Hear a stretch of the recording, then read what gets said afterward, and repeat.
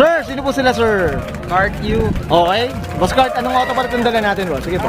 99 spec siya, pero 2000 model ng RD1 4x2 performance. Yan, oh. Itong haba ng tayo nito.